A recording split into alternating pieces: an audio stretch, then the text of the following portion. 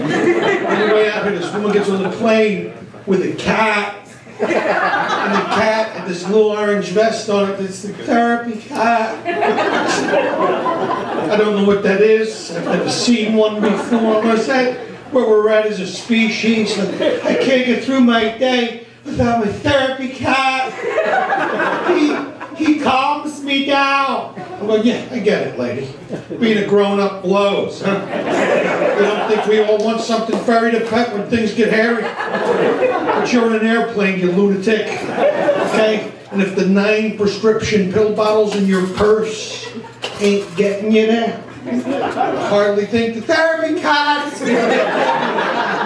I love animals. I would never drag a cat onto an airplane. I'm talking about an animal that freaks out over a vacuum cleaner. I mean, how the hell do you think he's going to handle a 747? Sure enough, the plane takes off, the cabin decompresses, the poor cat starts losing his shit.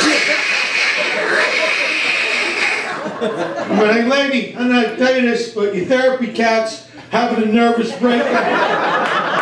Well, sure, you're fine. Your therapy cat's having a conniption. What's he got? A therapy mouse? CNI chicken? And for those little goats and tiny ponies run up and down the aisle between the beverage service. So everybody feels good. They're flying to Los Angeles. Hey, it's an airplane. It's not Noah's Ark, all right?